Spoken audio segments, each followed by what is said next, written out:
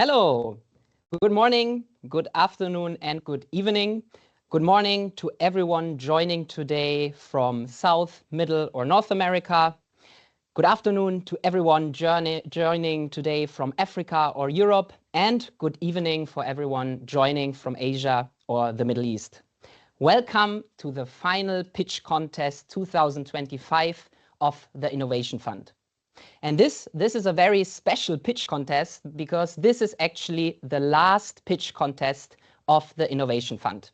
And today we will look back at 7 years of GIZ Intrapreneurship Program. We will celebrate our participating teams and we will look ahead to the future of innovation at GIZ.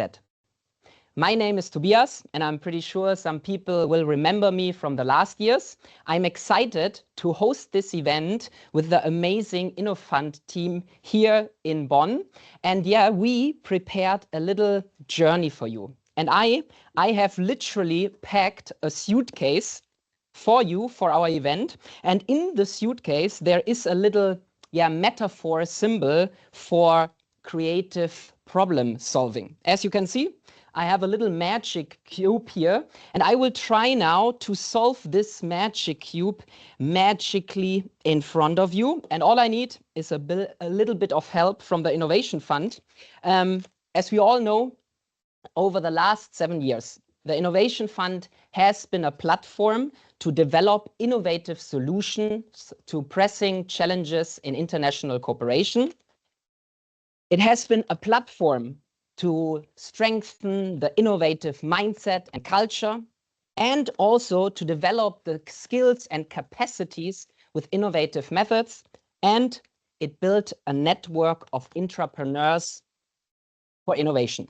And all I have to do, I have to just put this magic cube inside, and with a little bit of magic, in 3, 2, 1 world record time, the magic cube is solved. Haha, amazing! I mean, I'm pretty sure there are some people sitting in front of the screen who are truly impressed. And then there are some people who are a bit skeptical, that are probably thinking there is another magic cube inside. And I can tell you, you're right. There is another magic cube inside, but this magic cube is also already solved. So now, I think we are ready, and we all know that innovation is a process of working together, of changing our perspective, and to break with our common practices for a bigger purpose to create desirable futures. For our interaction today with you, our online audience, we will use the chat function, and please let us know in the chat from where are you connecting today and what are you looking forward to in today's event. Before we have a short look to your answers, I want to give you an overview of our event today. After our welcome and introduction, 6 teams worked really hard over the last month to prepare for this day to share their idea with you. We will have in total 6 pitches and a Q&A session, so you can ask and also challenge our teams and their ideas. And then at around 5:15, we will start with our award ceremony, and I'm already excited to see, which team will win today.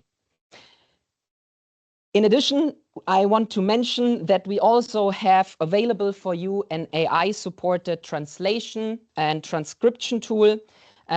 This tool offers you languages from English, French, German, Spanish, Portuguese, and Arabic. So feel free to check this out. You can also see right now how to turn this on. So I'm excited to start the journey, but before, let's have a look and learn a little bit more what the Innovation Fund is all about. We have prepared a short video for you.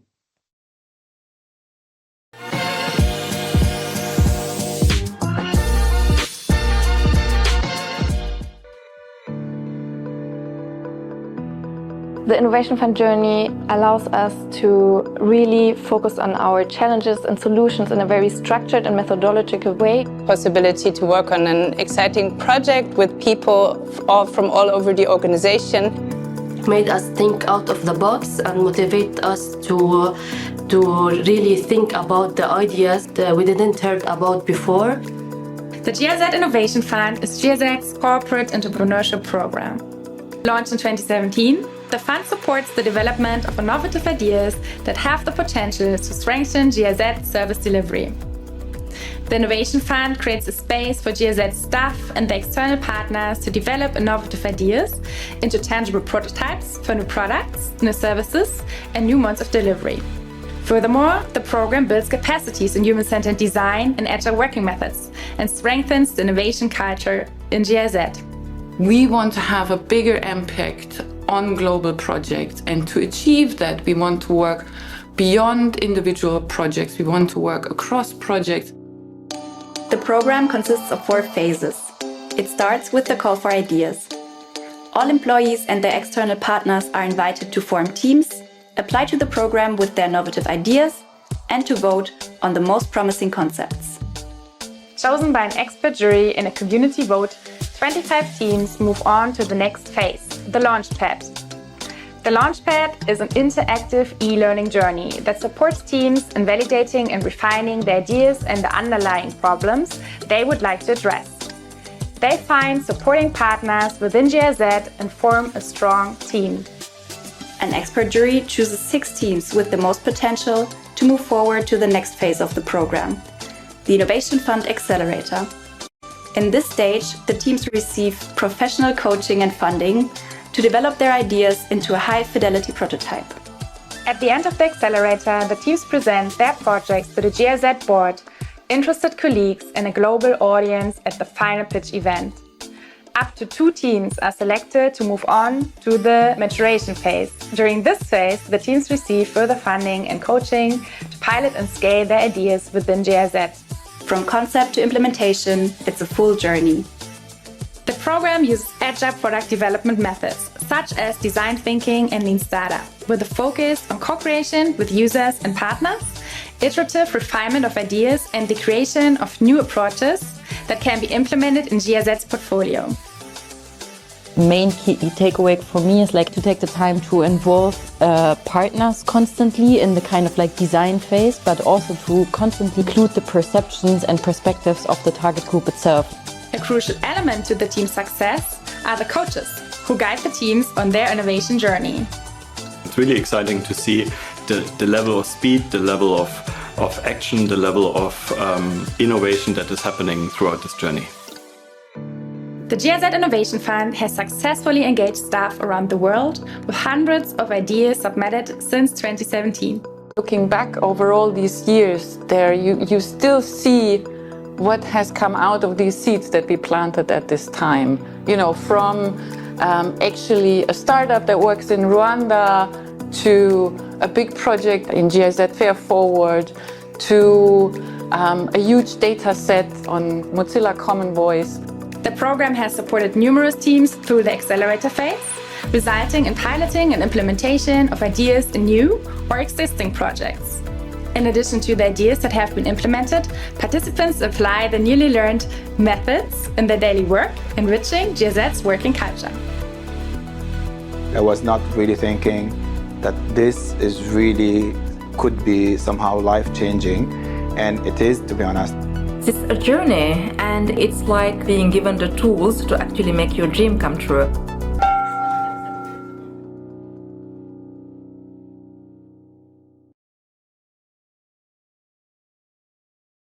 Yeah, as we could see in the video, the GIZ Innovation Fund is contributing to an ongoing discussion on innovation and has created impact within and beyond the GIZ.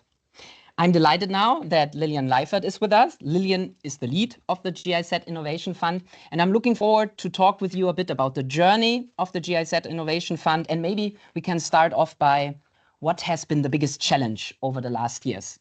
Yes.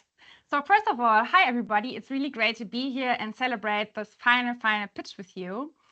And looking back, one of the biggest challenges that we faced is definitely the pandemic. So we had to rethink overnight how the Innovation Fund could function in a completely digital space. And at first we improvised like everybody else. But today I'm super happy with the program design and consultancy products that we have created. Based on the learnings from the Innovation Fund, we have developed a consultancy approach and innovation funding and idea competitions and digital learning methods around a program that can be put together and can be customized for different partners that we work with. And today we are already supporting many GIZ projects and their partners in planning and implementing their innovation projects. And if this is something that is interesting for you as well, please feel free to reach out. Great. So it sounds like you turned a challenge into an innovative learning opportunity. And of course, moving into the digital space makes it easier to reach more people from all around the world like you today. In our suitcase for our journey, there are a few cards with some buzzwords and symbols, and they are all connected somehow to the Innovation Fund. And let's talk about them. And there, for example, the first buzzword is catalyst. How is this metaphor connected to the Innovation Fund? Of course. So over the years, we have sparked important conversations about what is needed for innovation and what is holding it back. And these insights and experiences have served as a catalyst for developing a more strategic approach to innovation management at GIZ. And today, later on, we will have the opportunity to learn more about that. There's another card. I think you can all see there's written a number, 91%. What is this number about? Yes. So as you know, one of our goals is to strengthen the innovation culture at GIZ. But what does that actually look like in practice, right? So let me give you an example. 91% of our accelerator participants reported a change in the innovation mindset.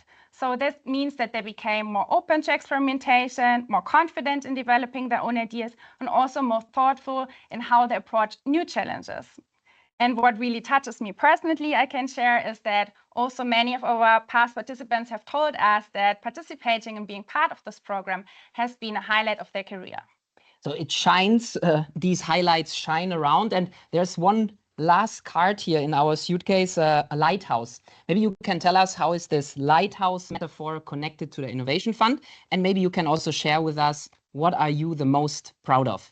Yes, I'm happy to do so. So I am super proud that I had the opportunity to support colleagues in turning their ideas into concrete solutions. And as we have seen in the video, 73% of the ideas that we supported were actually implemented. They were integrated into existing or new GIZ projects. And this is also what made this program really strong, right? So innovation really closely related to our project implementation around the world. And before we give the stage now to our current accelerator cohort, we'd like to shine a light on some of our alumni teams in Lighthouse projects.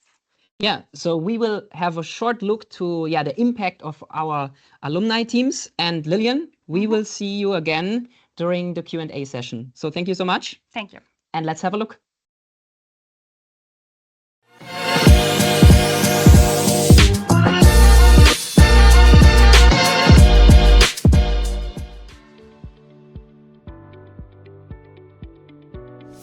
The idea we came up at the end with the Integrity app, that is an online platform that supports a small and medium enterprise to make a self-assessment of their anti-corruption standards and compare it to global standards. The initial idea was to have an application for parents, so we never forget the vaccination appointments.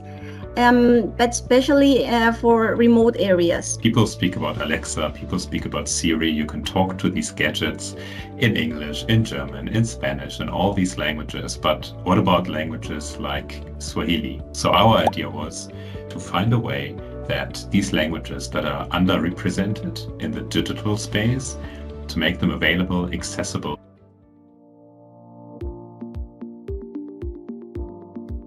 Without the Innovation Fund, I think the Integrity app will not be what it is right now. The first huge learning from the Innovation Fund to really this human-centered approach, to really focus on the problem of our user. I think the Innovation Fund was a fantastic opportunity, a fantastic structure, a fantastic process for incubating this idea.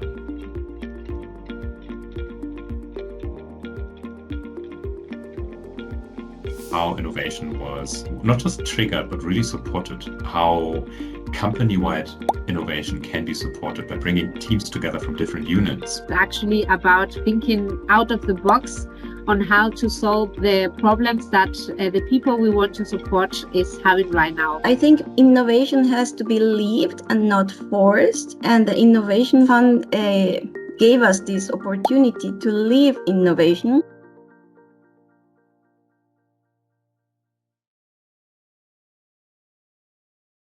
So now we are ready to start with our pitch contest. And there are 6 teams ready. They worked over the last month, weeks and days to prepare for these days.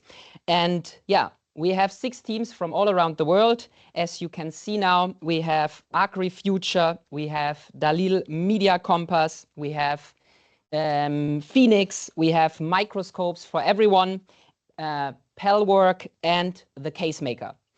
I'm already curious to learn more about their ideas, but we all know that just a few teams can win today. And let's have a look to our prizes. We have 3 awards today. We have the Most Agile Team Award. This award is looking at the team's development process, their dedication, as well as their willingness to experiment and pivot. Then we have the Audience Award. This will be given to the team with the most votes from you, from our online audience, from wherever you are connecting. You can vote today for your favorite team. So please make sure to place your vote. And we will open the voting tool after our last Q&A session. And the voting time will approximately last for 5 minutes.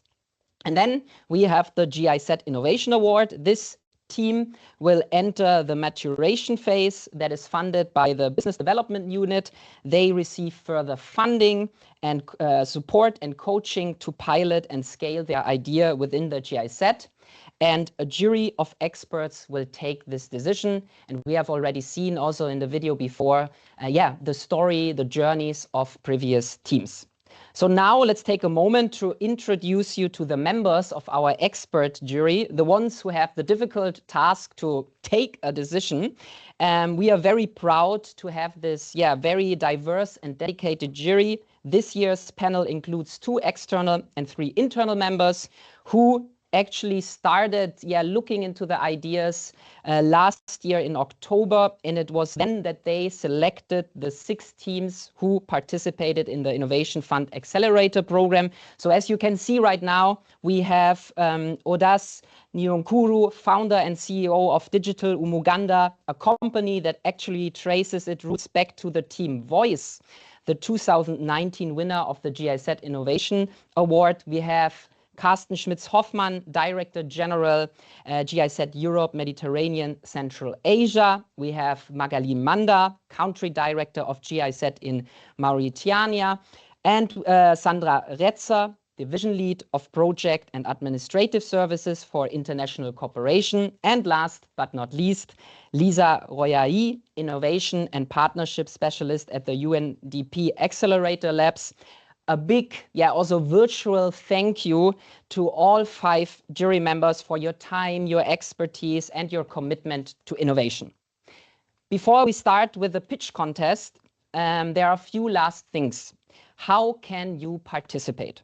So after the pitches, we will start now with 3 pitches, and then we will have a Q&A session. During this Q&A session, and even before, you can put your questions for the teams, your comments into the chat, and we will forward these questions to the teams. And of course, after all the pitches, you are able to vote for your favorite team. And I also want to remind you, you can also share your reaction with us, your hearts, the emojis. So feel free to react to the ideas and to the innovation that we will listen to. You might need to refresh or update the chat window by pressing new posts to see the latest comments. And I would say we are now ready for the first pitch block. 3 teams are ready now to pitch their idea. All 3 teams, all 6 teams have exactly 5 minutes. We will start now with AgriFuture. Then we will listen to the pitch of Dalil Media Compass, and then Phoenix before we start with our first Q&A session. So now teleport your minds to the fertile lands of Ethiopia, where visionaries Meravid, Girma, Maeza, Fanuel, Antalya, and Firiki Mariam are planting the seeds for a future you won't want to miss. Their innovative idea is a contribution to an ongoing discussion about how agriculture can be made more sustainable. While listening to the pitch, please put your questions or comments already in the chat. And I'm curious now to learn more, and I hand over to Team Agri Future. Imagine a world where urban residents don't just consume agricultural produce, they help grow it.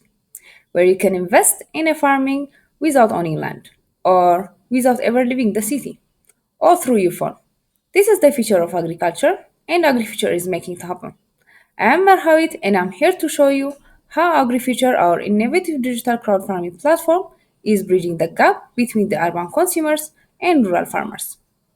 In Addis Ababa, our fast-growing capital city, home to over 5 million people, more than 60% of the households face challenges in accessing affordable and fresh agricultural produce. Middlemen dominate the supply chain, inflating prices and making nutritious food for both scarce and expensive, especially for low and middle income families.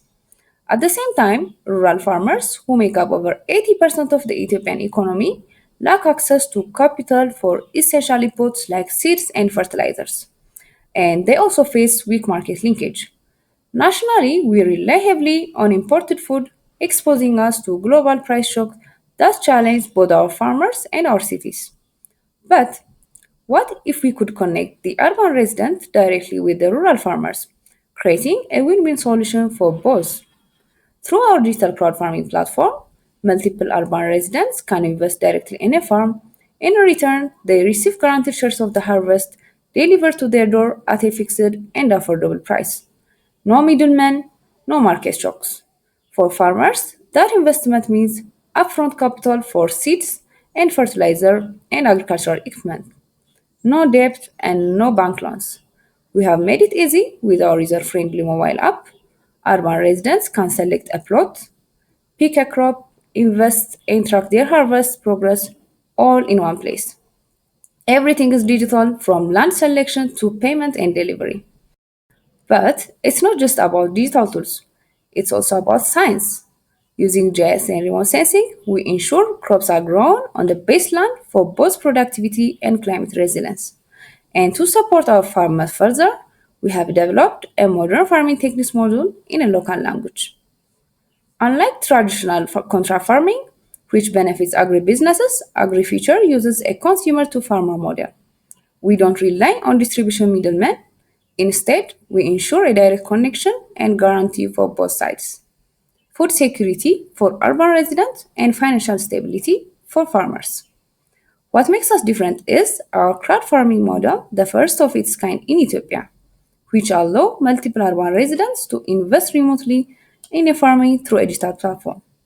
By combining technology and science, AgriFuture is creating a sustainable agricultural ecosystem that benefits both urban and rural communities. We are proud to be one of the 6 finalists in the GIZ Innovation Fund, and as part of the accelerator phase, we have developed our prototype, conducted cooperation workshop with the farmers and urban residents, and key partners like GIZ, the Ministry of Agriculture, and Ethiopian Geospatial Institute. Looking ahead, AgriFuture is designed to scale. Advanced GIS and remote sensing technologies will be integrated for crop health monitoring and yield prediction. We will also explore acquiring underutilized land to unlock new agricultural potential in Ethiopia. Our model will also drive job creation and user engagement with the training programs to provide the next generation with the modern farming skills. Our team brings a wealth of expertise and passion for addressing challenges in our country. With a background in agriculture, computer science, GIS, and remote sensing, our experience equips us with the technical skills and practical knowledge needed to solve these challenges. We believe in the power of innovation and technology to address complex issues like food insecurity. AgriFuture can function as a strategic component within a large GIZ project focused on agricultural development, digital transformation, and rural economic empowerment. To ensure long-term sustainability and impact, it's essential that we work closely with the political partners. This collaboration directly supports one of the core pillars of the government Digital Ethiopia strategy, using digital tools to enhance agricultural productivity and improve market access across the country. AgriFuture is not just about addressing immediate food security challenges, it's long-term vision for transforming agriculture through technology and innovation. Join us in building a future where urban residents and rural farmers grow together. Vote for AgriFuture. Thank you so much, Team AgriFuture, and a virtual round of applause to you. Thank you so much for sharing your idea with us. And to our audience, please put your questions or comments now for Team AgriFuture in the chat, and we will forward these questions in our Q&A session. And let's continue with our second team for today. Our second team is called Dalil Media Compass. And this team is crossing borders from Syria to Turkey to Germany with a passion for truth. With their innovative idea, they want to guide young people through the wild jungle of social media with a compass. So watch your step, fake news ahead, and please remember to put your questions into the chat while listening. And I hand over to Team Dalil Media Compass. Over the last year, Syria has undergone unprecedented change with the fall of the Assad regime. Institutions are weak, the rule of law is inconsistent, and trust between the communities is quite fragile. Over 60% of Syrians, its youth, have come of age amid conflict, displacement, and propaganda. Many were denied access to education and exposed to a distorted information environment. A study by Free Press Unlimited from 2023 suggests that actually 74% of Syrians trust news that they receive on social media from friends and family, making them really easy targets. Now, rebuilding Syria falls on their shoulders, but they are especially vulnerable to fake news and manipulative narratives that fuel mistrust and conflict. Syria ranks amongst the worst countries for press freedom. Journalists face arrests, threats, and violence. Social media and messaging apps like WhatsApp, Telegram, and Facebook have actually replaced traditional news, breeding echo chambers where disinformation spreads unchecked. In March 2025, deadly violence in Latakia and Tartus was inflamed by AI-generated fake videos, showing how dangerous actually this media environment has become. Disinformation is a threat that not just to Syria, but globally. It erodes democracy, fuels violence, and blocks peace building. Syria is actually a warning of what happens when truth is lost in fragile states. Empowering youth to resist disinformation is an investment in peace, security, and democratic resilience. They can be part of a solution, but need actually the tools to navigate a minefield of manipulated narratives. The Dalil Media Compass is a one-day immersive simulation game that equips Syrian youth with the tools to identify and counter disinformation. Set in a fictional yet familiar context, participants are immersed in a divided society grappling with tribal tensions, foreign interference, and collapsing information systems. They assume roles of different activists, media actors, and citizens who operate within echo chambers that reflect the real online behavior. The simulation unfolds through 5 interactive challenges, each mimicking common manipulations: a deepfake video, a leaked intelligence document, a protest live stream, a rigged poll, and more. Participants use digital tools to unlock and analyze each challenge. They must also confront ethical decisions. Should they share inflammatory information? What if a story confirms their bias but lacks evidence? By the end, they've not only debunked disinformation, they've felt its emotional, social, and political consequence. They leave with a stronger grasp of how disinformation spreads and why it's convincing, how echo chambers are built and why and how to escape them, how to critically assess media even when it aligns with personal beliefs, how digital tools can be used for truth and not just for manipulation. Dalil does not rely on lectures. It's experiential, hands-on, and emotionally resonant because it feels real. Syrian youth helped co-design the game, identifying media literacy as a top priority. Their feedback confirmed the format is engaging and fills a critical gap in education and peace building. Who we are. Actually, our team is perfectly suited to implement this game. As Faisal works with GIZ in Erbil on Syrian civil society in the northeast, I actually bring experience when working with independent Syrian media actors in the northwest. We are fortunately backed by our colleagues Nada and Dina from CRISP, experts in gamified learning and conflict zones, ensuring that Dalil Media Compass is a context-sensitive and scalable tool. The Dalil Media Compass is more than a game. It's a low-cost, high-impact tool for youth empowerment and peace-building in fragile contexts. It's also affordable. For just $27 per participant, we provide expert facilitation, meals, transport, and a safe community setting. One center can run for 4 workshops a month, reaching 720 youth annually for $19,200. Scaling to 4 centers impacts 2,880 youth per year for only $76,800. This plug-and-play model is ready to be scaled up, making a real difference at a fraction of the cost of digital platforms. At this critical moment, there's actually no better investment than in Syria's next generation. And finally, Dalil actually also aligns directly with GIZ's chosen excellent topics, supporting integrated peace and stabilization efforts. It meets real political needs and positions GIZ as a leader in scalable, youth-centered approaches in fragile states.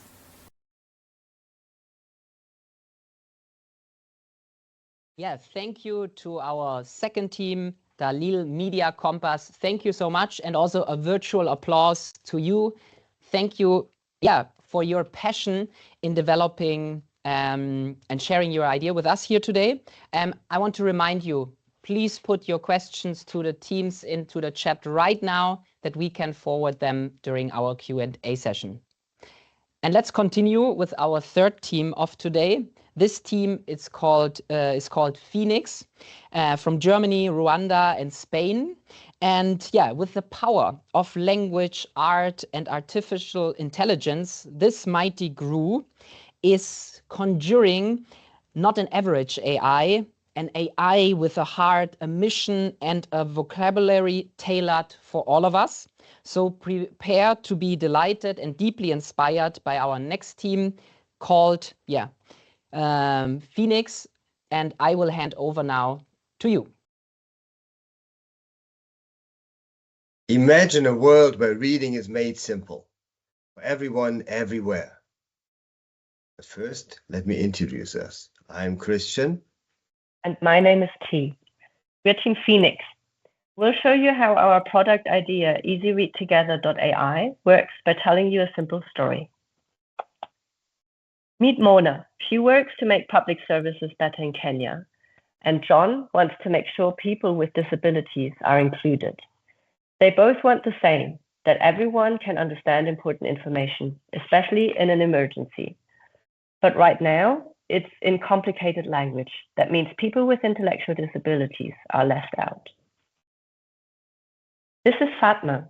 She wants to know what to do in an emergency like during a pandemic. But Fatma has dyslexia.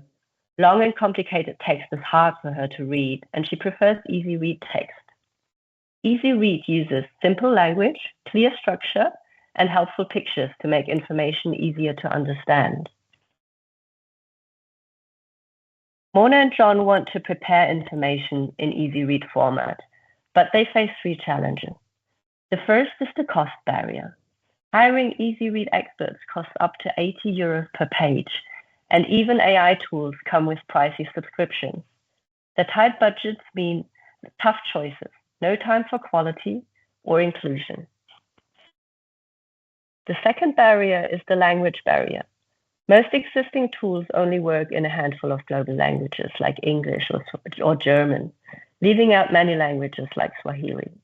That's a major barrier to inclusion in many places. And the third barrier is the fragmentation barrier. Text, images, and layout are handled in separate tools. There's no integrated solution that truly serves the needs of Easy Read content creators in a one-stop shop. Even ChatGPT can't do this at the moment. So we've developed a solution called Easy Read Together to solve these problems. It can transform any text into Easy Read. You can input or load your text in this text box here, Then you can select between two different languages, currently English or Swahili. And then once you click Simplify, it transforms the text applying the Easy Read standards. It also proposes images to illustrate the text and make it easier to understand. The user can also choose between different font sizes or switch between light and dark mode to make it easier to read. Or you can listen to the audio file that's generated if you prefer to listen instead of reading yourself. All of this is for free. EasyReadTogether.ai is the only tool that is fully integrated, open source, free, and multilingual. We've built the prototype together with many different partners, tech experts, universities, Easy Read experts. Our partner, United Disabled Persons of Kenya, tested our prototype with a group including people with intellectual disabilities. And Inclusion International guided us on Easy Read standards and what is considered a truly inclusive process. Coming back to our story, what does this mean for Mona and John? The tool gives them a first draft in seconds to engage with. Now, they can use their budgets to pay self-advocates and Easy Read experts to review and improve the draft before publishing it.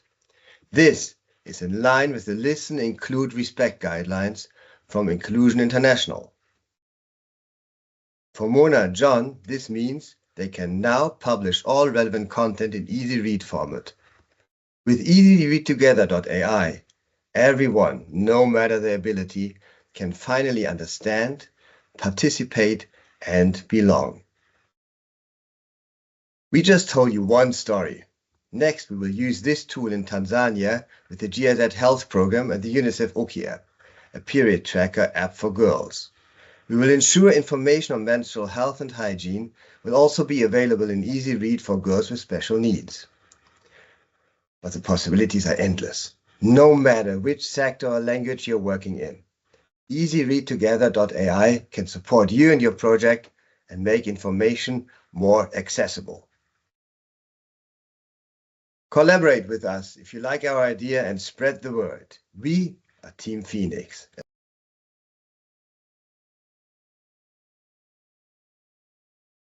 Thank you so much, Team Phoenix, and also a virtual round of applause to you. Thank you so much for your pitch.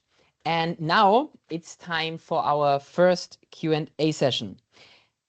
We will now have Q&A sessions with our first three teams, with Team AgriFuture, Dalil, Media Compass, and Phoenix. And Lillian will join me in a few seconds on stage to bring in your questions. Please make sure to put your questions for Team AgriFuture, Dalil, Media Compass, and Phoenix into the chat now. And I see Lillian is here. So this means we are almost ready. Every team will get exactly 3 minutes to answer your questions.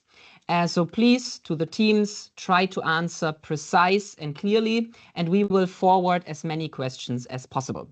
So let's start with our first team, with Team AgriFuture. And I can see we will bring the team here on screen. So greetings to you. Nice to see Team AgriFuture. And I hand over to Lillian. Do we have some questions from our audience for the team? Yes, we do.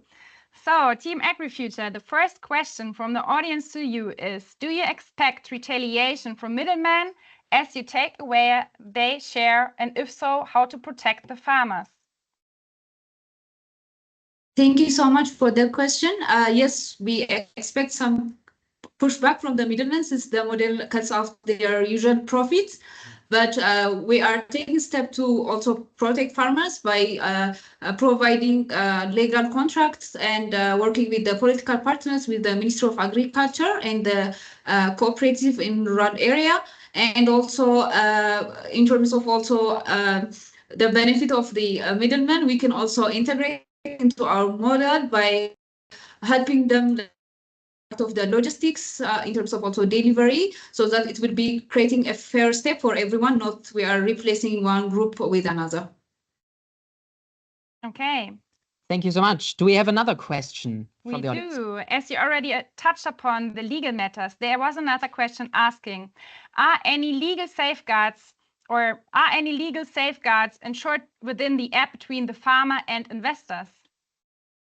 Yes, of course, there would be a legal contract, farming contract uploaded in the our portal, where they can download for the urban residents, and the rural farmers also will sign this contract with the field agents in rural area. So there will be legal agreement between the urban residents and the farmers.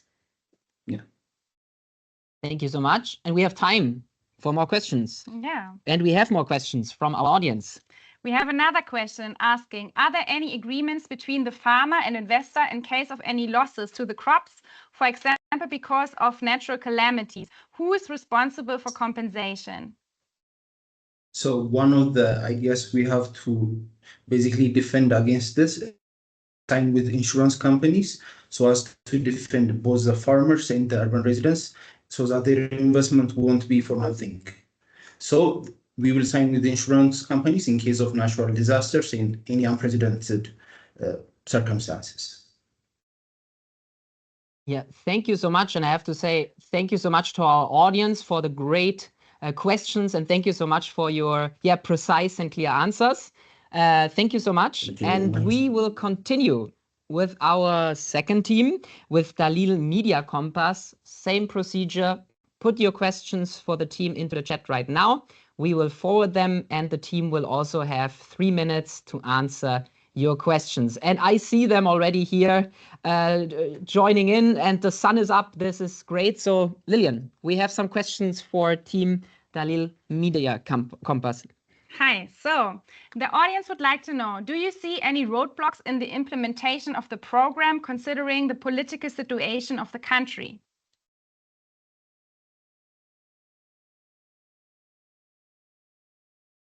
Okay. Who will take the answer? I can quickly jump in, and then I ask my colleagues to add. No, Sounds actually, good. for the time being, as it is like a simulation game that's going to take place in our, hopefully, in our partners' community centers, they know the situation best, so they can assess, and we work very closely with them. We don't see for the time being, any roadblocks, but of course, always like double checking with the partners. But Faisal knows best, and he's in close cooperation with the partners. So add on, Faisal, what I didn't mention here. Great. I think we have time for another question from our online audience. Or to hear from Faisal, if you would like to add something here. I can say, like, for us now, it's the close coordination with the local partners, given the current changes in the context in the country. It's really crucial to be aware about, like, whatever new approach that we can also follow with what we can do, new partners, new locations, and also new target groups. I can quickly jump in. Sorry for the long answer, but just in relation to not the context, but the game itself, that it's also highly co-designed with the partners, and it's very conflict sensitive, very culturally sensitive, and it's also adaptable to different contexts. So with every change happening, you can always adapt the game accordingly. And also it being fictional makes it also as sensitive as possible. Okay, and we have time for one more question, and we need a quick answer. Yes, the question is, what makes you confident that the target audience will engage with or take advantage of this offer? I can quickly jump in to say that during our prototyping phase, we already reached out to the target audience, where we did workshops with them, and we already surveyed whether this would be a suitable format for them, and they've already shared that this is not only very engaging, but is very crucial to the current events that are happening in the country. Does anybody want to add something else? Yeah, maybe just to add that while we did our prototyping, we also, of course, did some market research and tried to analyze which kind of like projects in this regards are already existing. And that also underlined the fact that simulation games in regards to use on the topic of like countering fake news and biases are not existing yet. There are a couple of like first examples, pilots from Deutsche Welle Academy, but other than that, we think that this is a very unique approach that needs to be supported. it. Okay. Great. Yeah, thank you so much for sharing your answers with us. Your time is over now, and we continue with the third team for our Q&A session. It's time for Team Phoenix to answer your questions, so please put them into the chat or your comments, and we will forward them, and I see them already here on screen. Lillian, we have some questions from our audience. Yes, we have a question for you, Team Phoenix. So, how does it work to integrate new languages into the tool? And for languages without existing guidelines for EasyRead, how could this still be implemented? Thank you. Thank you for the question. So we've built the tool using the kind of creation of EasyRead text currently using an English LLM model.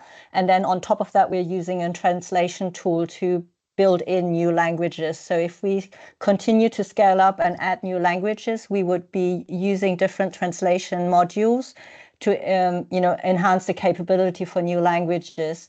In terms of EasyRead standards, what we found out is that there are currently standards for some of the big languages, but in many parts of the world, the awareness for EasyRead is still very low. So for example, for Swahili, when we discussed it with our co-creation workshop, they confirmed that there are no agreed golden standards for EasyRead in Swahili yet.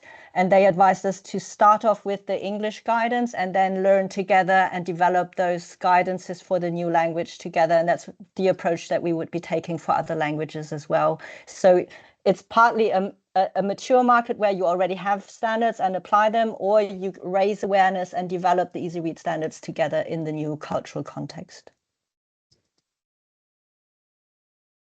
All right. I see that we have another question coming in, and I think we also have some time. So the next question to you is, you write about child-friendly AI image generator. Which measures would you take to ensure that no culturally inappropriate images are generated? Yeah, thank you. I'll start off and then Isaac can come in as well. So at the moment, we are using an image library to provide the images to illustrate the text. So we have like a library where every image has been, reviewed to ensure that it can be released.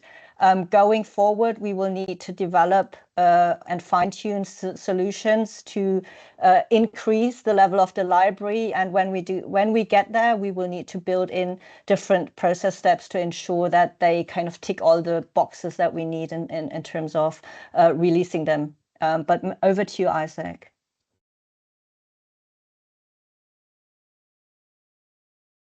Yeah, thank you. It's exactly as T has mentioned. We're currently retrieving images from a curated library, but should we go to the further stage of image generation, we would use an ethically sourced training dataset, which means we can put ethical guidelines for certain keywords to avoid and certain kind of features of images to avoid generating. But this isn't a far future step. For now, if you have a good data set, please reach out to us. It would be a great resource for us to add in our pipeline. Thank you. If I may, I would also like to add another point. So our solution at the moment is meant to create a first draft. What we also emphasize is that we want the human in the loop to ensure that the quality is right, and then also go through an inclusive process involving people with disabilities to check if the proposal actually is understandable and works for them.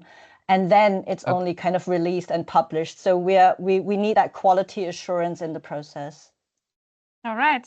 Okay, yeah, thank you so much. And thank you for also creating awareness for this important topic. This was our first Q&A session now with Team AgriFuture and Dalil Media Compass and Phoenix. And Lillian, thank you so much. We will see you again later for our second Q&A session. And I would say let's continue. First of all, we hope that we could improve the sound for our pitches.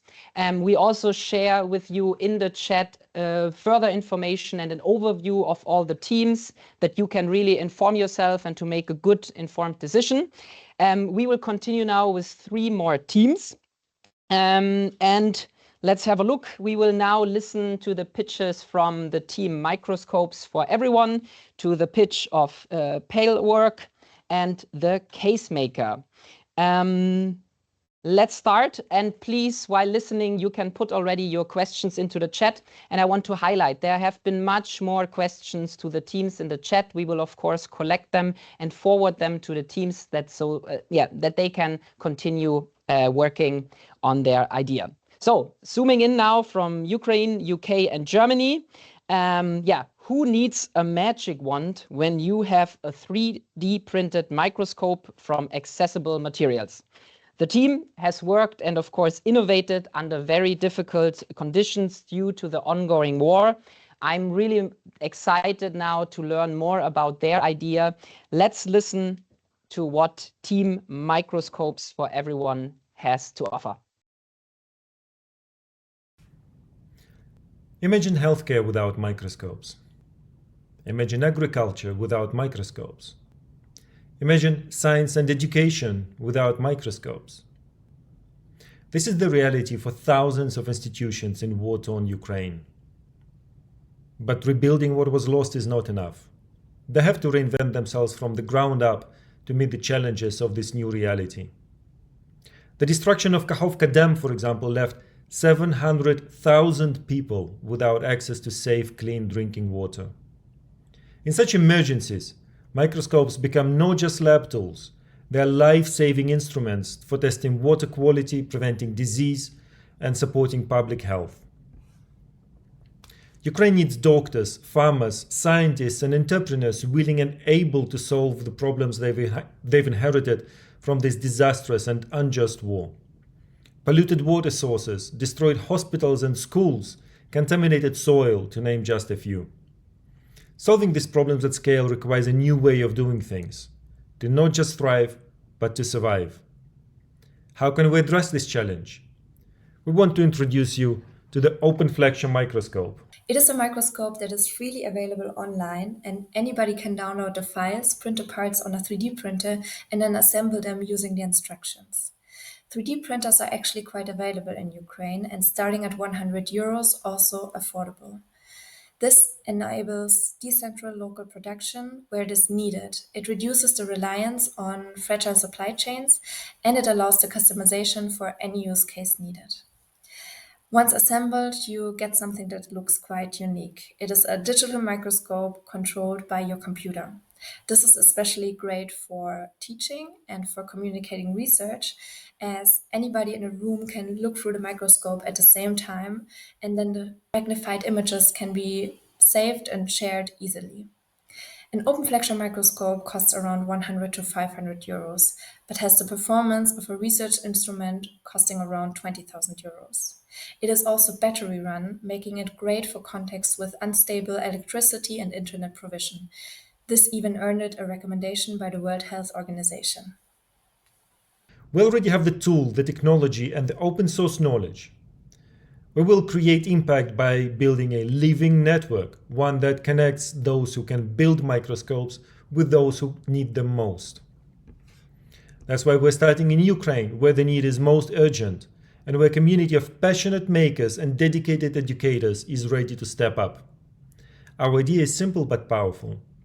In Ukraine, there is an ever-growing community of makers, resourceful people, enthusiastic about creating, assembling, and building. We support these local makers in Ukraine with everything they need to build OpenFlexion microscopes and get them into the hands of those who need them most. We provide instructions in Ukrainian, we provide training, quality assurance, and access to specialist components. We also introduce these microscopes to school teachers, researchers, and lab technicians, connecting them with the makers producing high-quality microscopes, providing lesson plans, project documentation, and guidance in Ukrainian. What we're building is more than just a supply chain, it's a community of practice. A grassroots ecosystem where innovation is shared, problems are solved collaboratively, and scientific tools are made by and for the people who need them. During the course of our InnoFund participation, we already hosted a workshop in Mykolaiv, teaching 9 representatives of Ukrainian water utility facilities and 10 students assembling 5 microscopes in just one day in February. With that, we're building on 3 years of GIZ Ukraine supporting innovation makers and decentralized production. This is local resilience. This is open innovation. And this is just the beginning. Our team is uniquely positioned to turn Microscopes for Everyone's vision into a reality. Julian is part of the Open Flexure Microscope core development team. Konstantin has rich experience building distributed manufacturing networks in Ukraine, and Metro and I have been working with Ukrainian makers within GIZ Ukraine for multiple years. Help us put the microscopes in the hands of those who will shape the recovery of Ukraine and embrace innovations. We need funding to strengthen and scale the network. When you support this pilot, you're enabling social innovation for microscopy. You're supporting a project that can be easily scaled to other crisis-affected regions around the world. And you're investing in local production, education, and long-term resilience. Let's zoom into the future together and build it.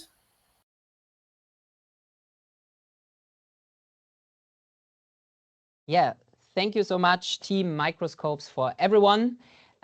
A virtual round of applause to you. Thank you so much. And to our audience, please put your questions or comments into the chat now. And I would say, let's continue our journey. So now, from the magical minds of Amin, Maha, Abed, Nayavan, and Islam comes a spark of hope for job seekers in Palestine. Like our previous team, they worked and innovated under very difficult conditions, and their idea is all about opportunities and hope. So let's swipe right for opportunity. Put your questions in the chat while listening, and I hand over to Team Pal Work. With 50% unemployment, Palestine has one of the highest unemployment rates in the world. Pal Work is here to change that.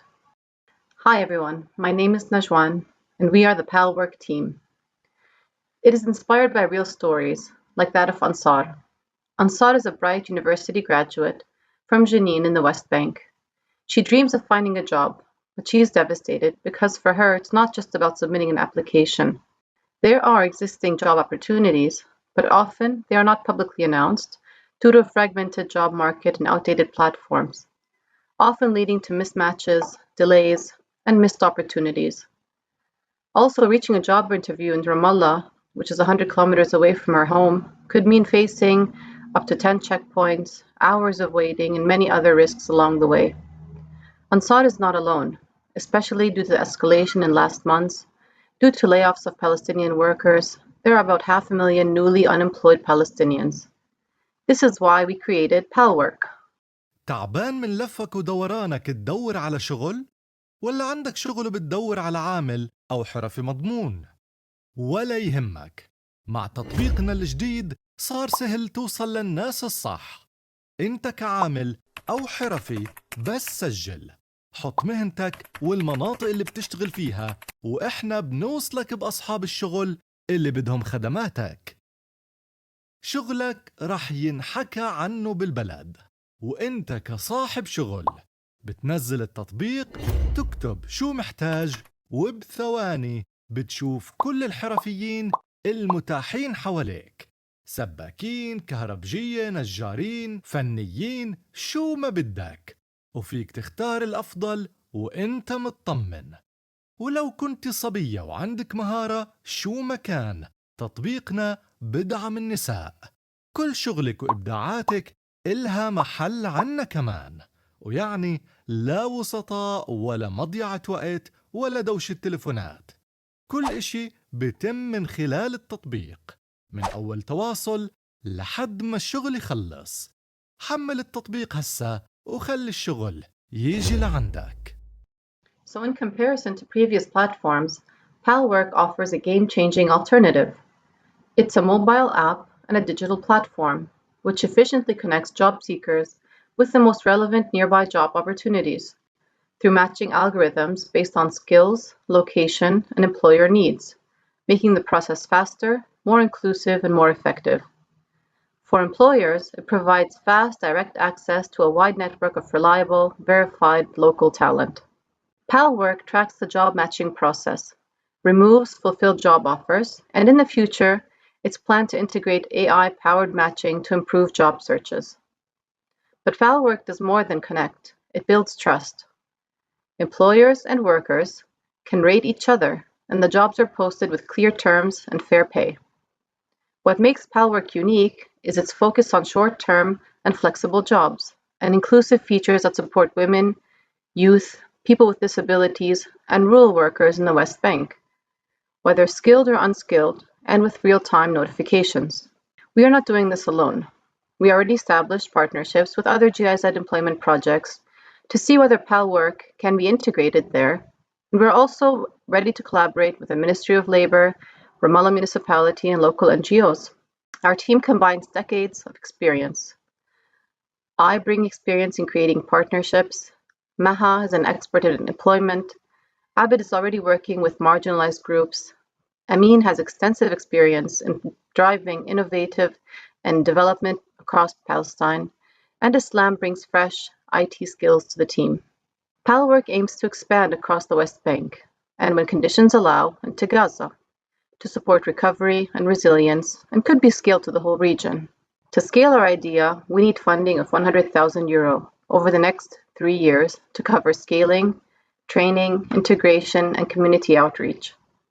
For this, we're also seeking partners to support us with expertise or financial resources in this journey. PalWork turns distance, fear, and uncertainty into opportunity, dignity, and growth. It starts with people like Ansar and reaches underserved communities across Palestine. By supporting PalWork, you're not just backing a digital platform. You're expressing solidarity with the Palestinian people, investing in a future built on hope, peace, and prosperity. Thank you. Yeah, thank you so much, Team PalWork. A round of applause to you. And please put your questions for the team into the chat right now.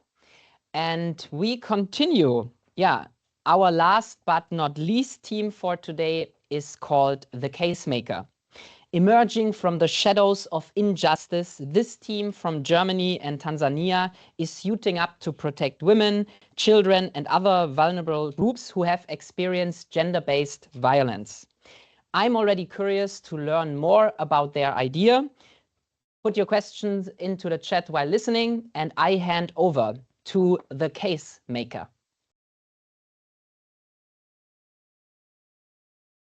Do you know that 1 in 3 women across the globe experience physical or sexual violence?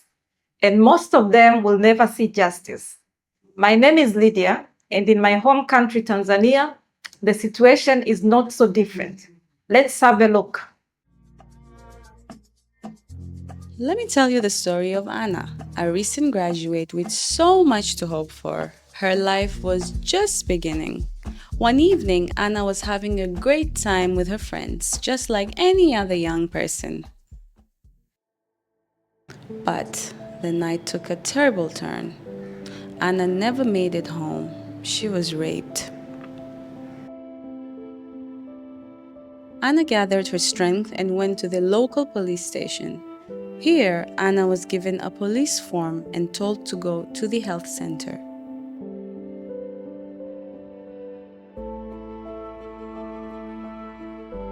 At the health center, the doctor didn't know what to do.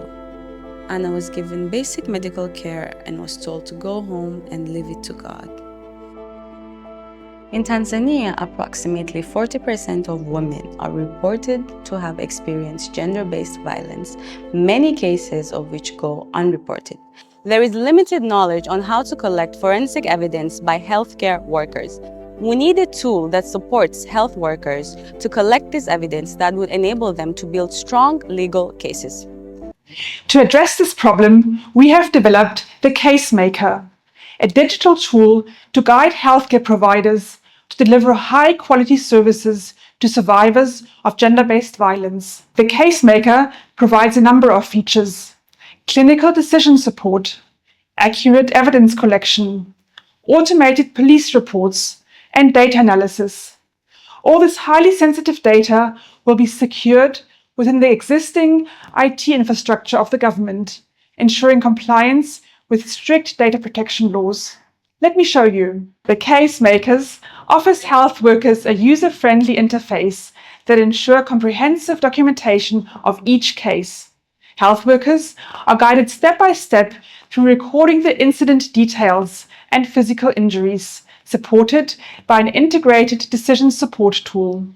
The accompanying smartphone app allows for the secure addition of photos, videos, and audio recordings. Treatment recommendations are automatically tailored to the case, drawing from both the inputted data and national clinical guidelines. Once the documentation is complete, the case-maker can generate a pre-filled police report ready for printing or secure data submission. Why this matters? The case-maker can reduce the economic burden of GBV through more effective public services. It helps prevent HIV and unwanted pregnancies, and it strengthens the chain of justice through evidence collection. It saves money, improves health, and restores justice. The Case-maker is more than an idea. It's a growing movement. We are preparing to pilot the first version of the Case-maker in Tanga and Dar es Salaam over the course of 1 year, supported by the GIZ Access to Justice project. Once the Case-maker is integrated into the Tanzanian Health Information System, it can be scaled to any other health facility with minimal cost. By winning this competition, we can invest the prize money to add additional features to the system. Do you still remember the story of Anna? Let me show you how the Case-maker improves her care. This time, Anna's care is different. The case-maker guides the doctor step by step. The doctor feels confident and able to give Anna the care and answers she deserves.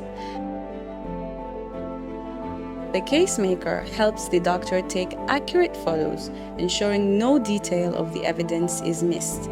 Anna wasn't just told to go home. She was heard, supported, empowered to seek justice she deserves. We are a team of passionate colleagues with expertise in healthcare, law, gender equality, and technology. But more importantly, we have come together with one mission: to help building strong legal cases against perpetrators of gender-based violence. Vote for the Case-maker and stand with Anna.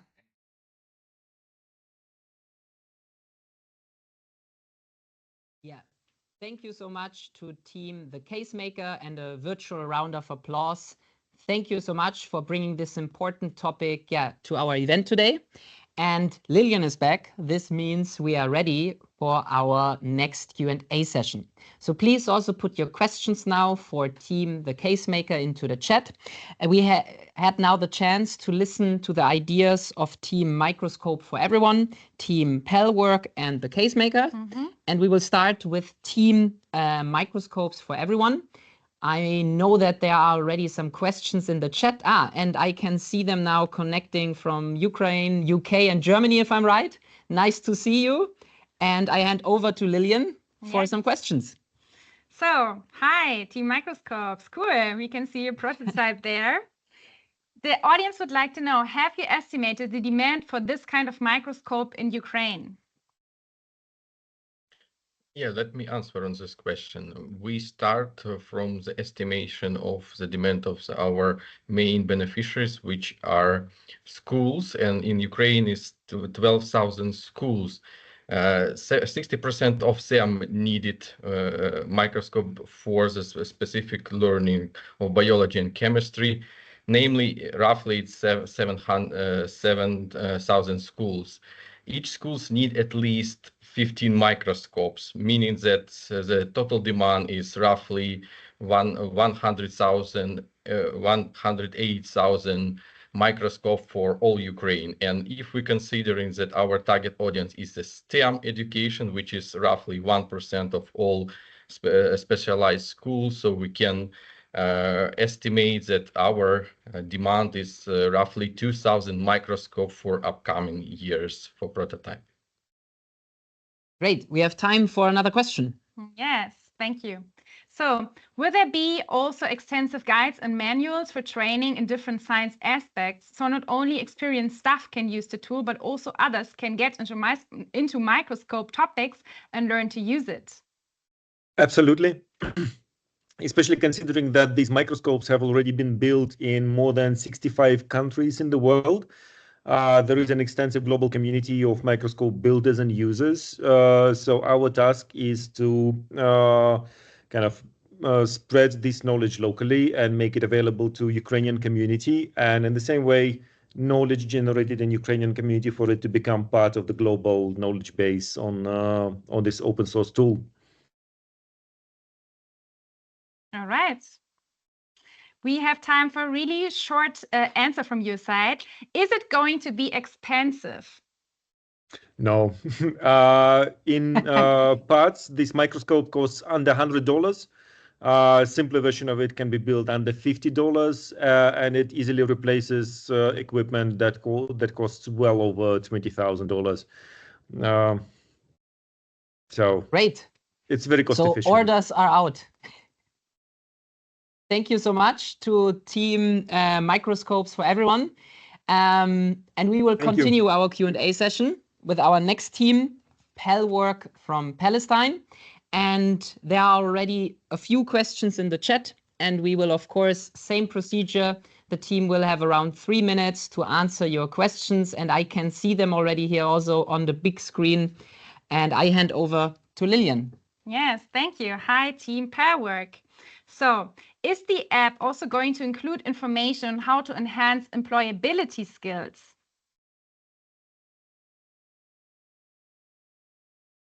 Can you hear us? Yes.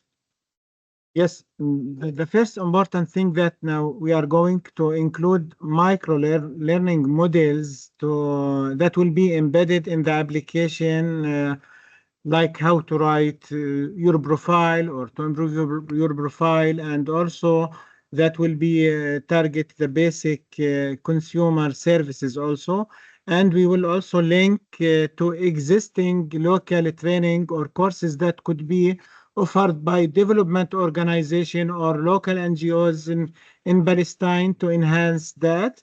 And also we could also offer a package for skills on the application or online session that could be offered for job seekers. Great. I think we have time for another question. So the audience would like to know that because you mentioned that in contrast to other platforms, the platform offers short-term flexible jobs and focus on underserved groups. If you could elaborate a bit more on what exactly is the uniqueness compared to other gig work platforms.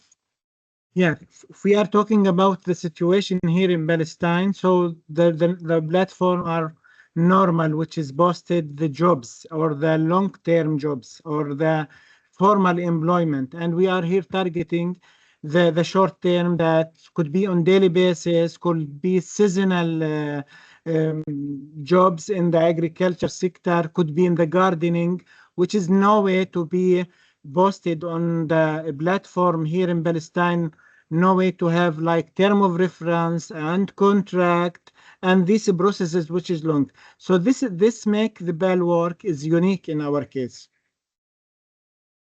Okay. I think we have time for a short question and a short answer. Okay. So how sustainable is the project considering the unstable political climate in the region? Probably a tough one for a short answer. Joanne? Thank you for this question. I think the climate in this region is especially important here because this is what fosters the need for this kind of app. This political situation, we're seeing more than 40% unemployment rates in the West Bank and over 70 or 80% unemployment in Gaza. This just means that some kind of app like this is needed even more, especially for the rural marginalized communities.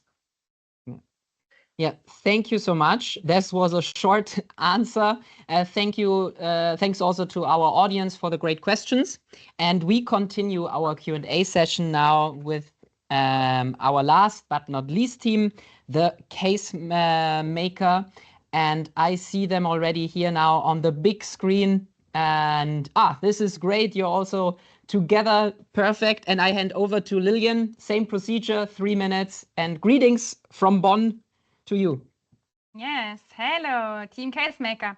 So the audience would like to know, what if people don't report due to cultural and family constraints? In that case, how can we reach unreported cases?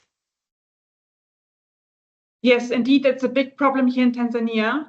The project Access to Justice for Women and Children are addressing exactly that topic. So already we are in a context where we are approaching the community to improve this, but we also feel that currently services for gender-based violence survivors is very poor. So there's very little reason for women to actually access these services. So once we improve the services, we're also hoping to create more demand for this service. Okay, great. And would you like to answer the question? Could the project be used and implemented in other countries as well? Yes, it could. We are planning to design it in a way that it is easily adaptable to other countries and other contexts. We work with the clinical guidelines from Tanzania, but they are based on WHO guidelines, and most of other countries also use these guidelines. So there are already some linkages, and we want to implement it in the approach of the SMART guidelines from WHO, and these turn clinical guidelines into digital, machine-readable formats. And with that, we want to ensure the easy adapting process to other countries. All right, thank you. We have time for a really short answer on another question. You already touched upon that topic, but maybe you would like to elaborate. How do you envision to address the data security and privacy of your app for such sensitive information? I can answer that. To start with, because we are working with the hospital facilities, and in Tanzania, the hospital have an information system which is very data protected, and because we are starting with the hospital facilities, this Casemaker will be using the same hospital facilities information security to protect the data of the clients. Thank you. Okay, I think this is it for our Q&A session now with Team The Casemaker. Thank you so much. And also thanks to our audience. Thanks to you, Lillian. We will see you again soon. Yes. And I would say we proceed now because it's time now for our awards ceremony. We are done with our 6 pitches, and we hope, I think maybe first of all, a round of applause and appreciation for all our 6 teams. All the teams today, they literally sparked ideas and information with us. They maybe inspired us to rethink agriculture, accessibility, and also, literacy, employment, microscopes, and even gender-based violence. So now it's time to vote for your favorite team. There's also an overview document with further information about all the 6 teams. We will open now the voting for the audience award. As you can see here, there should be now a window open for you to vote. And we will keep this voting window open now for approximately 5 minutes. And then we will close it and have a look to the audience award. But before we start now with the awards ceremony, I would like to learn more about the future of innovation within the GIZ. And therefore, I'm delighted now to welcome Alet Stojanovic, Head of Competence Center for Innovation Learning and Knowledge Management, and also Elke Siel, Head for the Sectoral Department FMB, to tell us a little bit more about the future of innovation management and also what this means for the GIZ. And I can see already Elke there. Hello, and I can now see, now I can see also Alet. And yeah, let's start. Dear Elke, I have a question.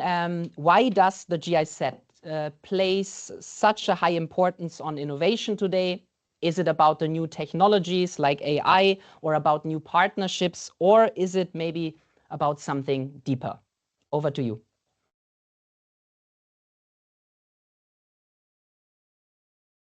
One second, we can't hear you. Let's test this out. Can you say something again?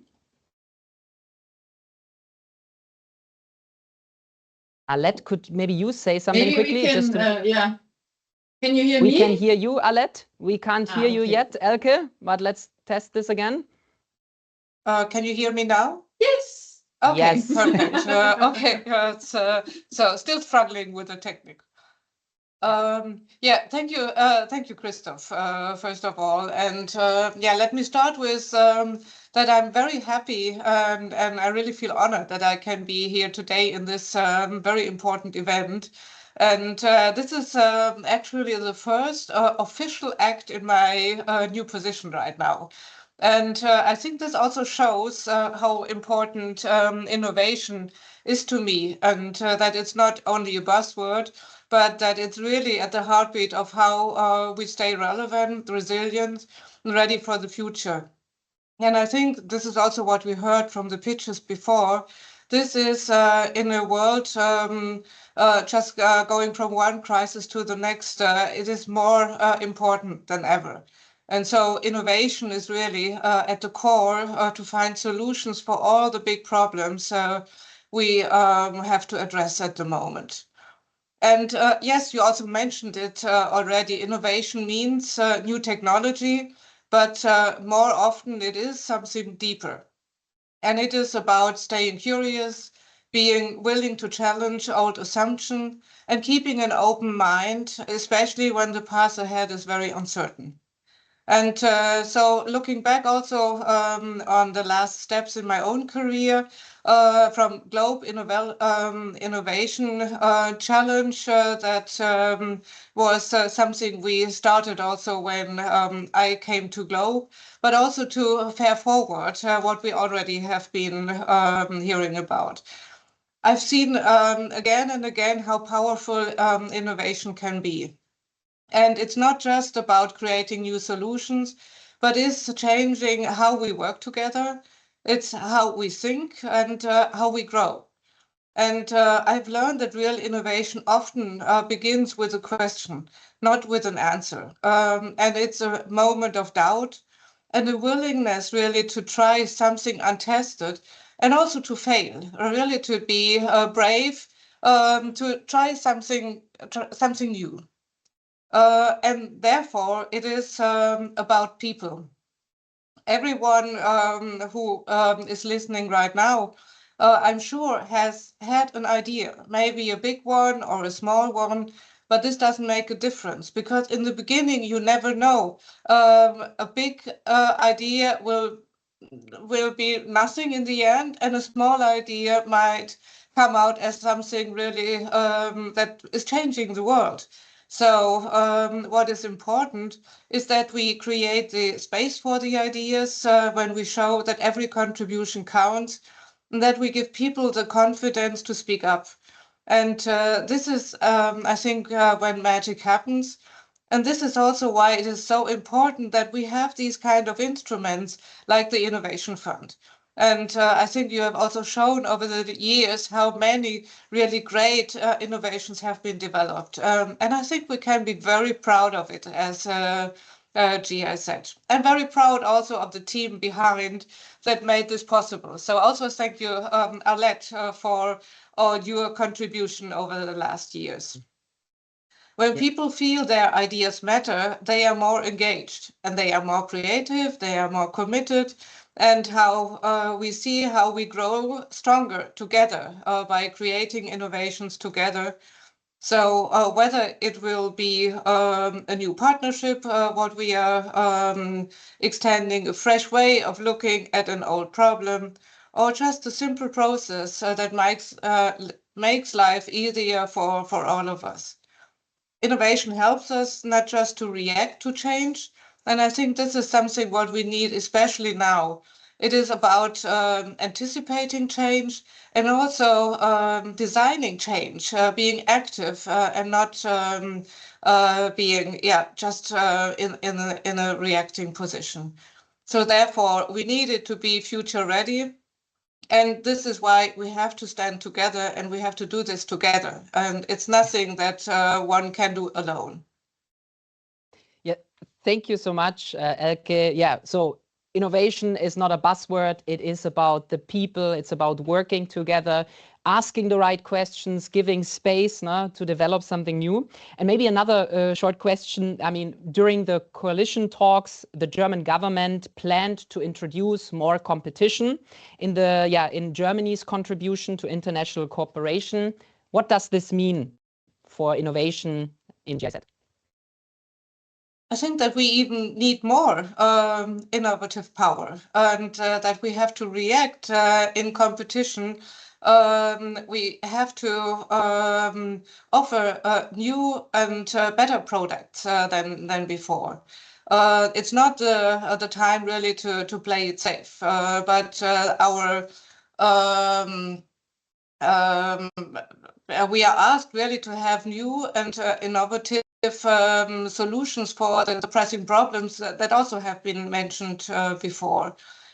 But I think also this is nothing new to us. And over the past years, we have also seen that the business environment has changed and that we are more and more in an open competition. Just to mention the International Climate Initiative, where we have been very successful also to offer our products.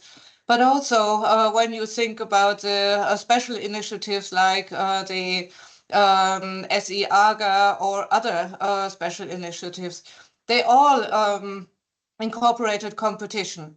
And I think in all different instruments, we have been quite successful. But we only have been successful because we have been innovative.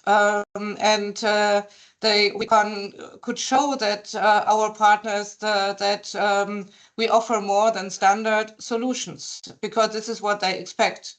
They are looking forward for fresh thinking, for real impact, and approaches that stand out from the crowd. And when we innovate, we don't just meet the expectations. We have to rise also above them, that they know that we are the one they want to work with, and that they get from us really new, but new ideas from very tested and good experience in the field for so long. Yeah, thank you so much. And we could see today there is a need for fresh ideas, also this tailored solutions for local context. And Alet, may I ask you, the GIZ Innovation Fund is coming to an end. So the big question, of course, what's next? What about the future of innovation management in GIZ?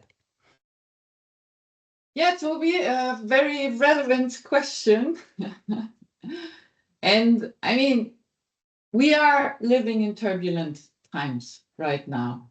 And I guess we, as similar to everybody who's watching right now, we all have to adapt and evolve. So yes, that means in future, the innovation challenges are going to be smaller, less frequent, and more targeted. At the same time, we have a number of other elements that we try to introduce new. So one of the areas that we want to introduce is that there will be a new small cross-unit team, the InnoHub, that is going to have 3 additional areas that they are working on. So one is skills development. We are cooperating with AIZ to put together an innovation academy offer, so different courses on innovation skills and methods. We are secondly looking at innovations that you are creating in the projects So products, services, methods, and the InnoHub will be a central point that you can turn to if you think your innovation has the potential to scale in the organization. And thirdly, we are looking at strategic organizations, maybe even moonshots. So for selected topics, we would like to develop right from the start with partners from businesses, from research organizations, new impactful solutions, like, for example, I don't know, new solutions for drinkable water that, affect millions of people or billions of people. So these strategic innovations are a great idea, but the money to invest in them will be awarded in a competitive process. So you probably have to ask me in 2 years' time how we succeeded.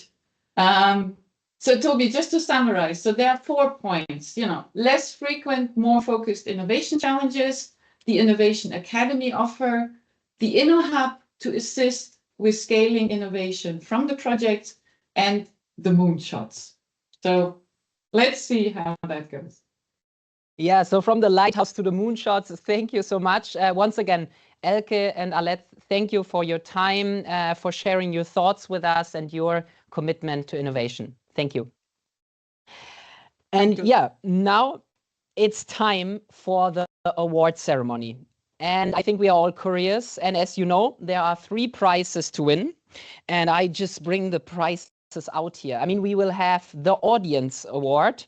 And I just want to announce right now, we will close the community, the audience voting in a few seconds. So please make sure to vote right now. Then we have also today the Most Agile Team Award. So this award is looking at the team's development process, their dedication, and also their willingness to learn, to experiment and pivot. And we have the GIZ Innovation Award. And this team actually will enter the maturation phase that is funded by the Business Development Unit. They will receive further funding and coaching and support to pilot and scale their idea within the GIZ. And once again, thanks to our expert jury for being part of this journey and for taking a decision.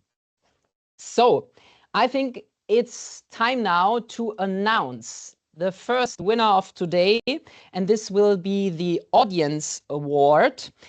And I have to say, I'm delighted now to hand over this special prize, because this prize is about which team convinced our online audience today. And I just have to a short look to my tech team. Yes, and I am happy to announce congratulations to Team The Case Maker, and a big round of applause, a virtual applause to you. Greetings to Tanzania. There, I can see you. Congratulations. The mood is up, I can tell. How do you feel? Great! Asante sana! Great. So I'm virtually handing over the Audience Award to you. You cannot, yes, you take it. Congratulations. There's a lot of applause, and I see a lot of hearts in the chat. This really looks like you convinced our audience today with your dedication, but also bringing a very important topic now to our pitch context. Thank you so much. What you will do tonight, you will celebrate a bit? Yes! Great. Okay, so this was our first award for today, the Audience Award. Once again, congratulations to you, the Case Maker. And I think it's time now to move on to our next award, the Most Agile Team. This time we will look at the team's development, and I will hand over now to Petra Warnecke, the Director General Africa Department, and she will hand over this special award. And I can see Petra already here on the screen next to us. I hope you can hear us. And yes. Yes, okay. Hello. Can you hear me also? Yes, we can hear you. So, hello everyone. Now is the time to present the award to the Most Agile Team. This award recognizes adaptability and learning during the journey. And I have the honor of announcing the winning team. Throughout the program, this team demonstrated a high level of team spirit and intrinsic motivation, meaning even in their free time to drive their idea forward. They were proactive and worked tirelessly, pushing beyond their official roles and collaborating during key phases, despite challenges like limited team availability. Their approach was marked by remarkable flexibility and openness to iterate, using real-time feedback to refine their service, even when the iteration came at a late stage. They displayed strong networking skills for innovation, bringing the key partners and thinking both big and small to stay focused on what mattered most. They have shown how real innovation can grow in incremental steps. So the award of the most agile team goes to AgriFuture from Ethiopia. Congratulations, Team AgriFuture, and I'm sure we will see. There they are. Congratulations.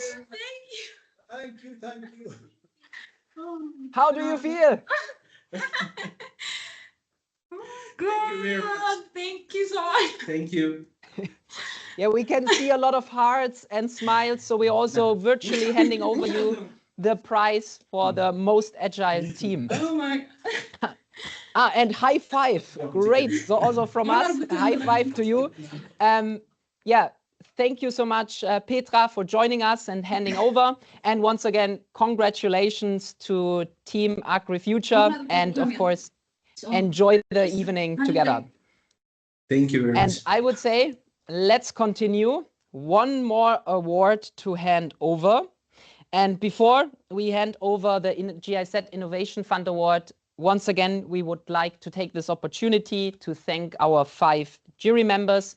We know it takes time to think really deeply about the different ideas, and it also takes time and also courage to take a decision.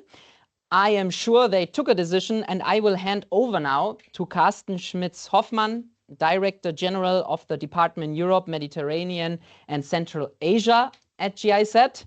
And he will announce in a few seconds the winning team of the GIZ Innovation Award. Over to you. Hello, dear colleagues. Good morning, good afternoon, and good evening to everybody, wherever you are around the globe. And also a big thank you to the entire team that has been involved in the Innovation Award on behalf of the jury. Because 6 outstanding ideas were shared with us today, each one aiming to create a real change and lasting difference in the lives of the communities we serve. And to all the participating teams, we'd like to express our thanks for being part of this innovation journey. We as jury members have learned a lot and really felt inspired by the great innovation of all teams. So to a certain extent, you are all winners. The winning team is not only providing access to a very special product, and I will come to that later, but also creating a network of collaboration among makers, researchers, teachers, lab technicians to strengthen local supply chains. Their solution empowers people in crisis setting to continue learning, researching, and diagnosing without the need for expensive equipment. And this all contributes to the resilience of a very special country. The jury was very impressed by the deep understanding of the value chain and the ecosystem of the product's market. And furthermore, we very much applaud the unfold high potential for this low cost and open source innovation. So the jury warmly congratulates a wonderful team and a great product, and the GIZ Innovation Awards 2025 goes to Ukraine, to the Microscopes for Everyone team. So congratulations, and now it's time to party. Thank you so much. Congratulations and virtual applause, yeah, from everyone for Microscopes. Ah, there they are. How are you? Overjoyed. Overwhelmed. Thank you so much for the award. Thank you so much to GIZ, to all of our partners. Thank you to our coach and the team. Thank you to all the supporters. Amazing. It's incredible. Thank you, everybody. Konstantin, can you please talk? For your support. Yeah, No, it's okay. thank you so I think we should go offline now, but much appreciated. This is quite unbelievable.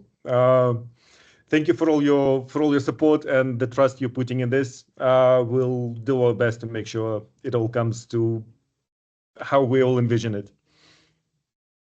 Yeah, thank you so much. And once again, congratulations to Team Microscopes for Everyone. Thank you so much, Carsten Schmitz-Hoffmann. And yeah, a long journey is coming to an end now. I think in our daily life, we often forget to thank and to appreciate the people and the things around us. So we would like to maybe know from you in the chat, what do you appreciate about the GIZ Innovation Fund in general? And what did you enjoy about our event today? And Lillian is back here right now. And Lillian, maybe you can also tell us a bit, what do you appreciate about I was super happy to see your happy faces of the people who just got the awards. And I really feel that strong emotion also towards this program. And I would like to thank everybody who joined us in the live stream today and for everyone who shared their visions for a better world with us by handing in over 700 ideas in the last few years. And thank you also to those who encouraged others to apply, who voted in the community votings, and who believed in the power of innovation. Thank you to all the leaders and bosses who supported their teams in taking part in this program, for giving your staff the opportunity to take initiative and to grow. Because we know, and we have also heard in the interview before, innovation doesn't happen in isolation. It happens when we champion ideas that are on our own, when we invest in opportunities for experimentation and collaboration. And a heartfelt thank you goes to all our former colleagues, interns, and partners who have helped to shape this program. From Impact Hub to FutureGov to Ziedepunkt and Adelphi, and to our partners from the Business Development Unit here at GIZ.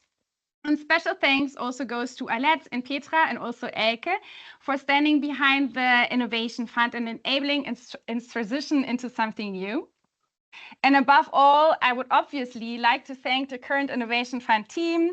That is Kai, Christoph, Esther, Enes, Moritz, Jonas, and Anna. Please join me on stage, and also all the incredible coaches who have supported the teams to get to this point. You haven't just made today possible, but you have empowered others to turn bold ideas into reality. Thank you. Yeah, and let's close with some magic. So for the last 7 years, the GIZ Innovation Fund, developed, strengthened the innovative mindset and culture.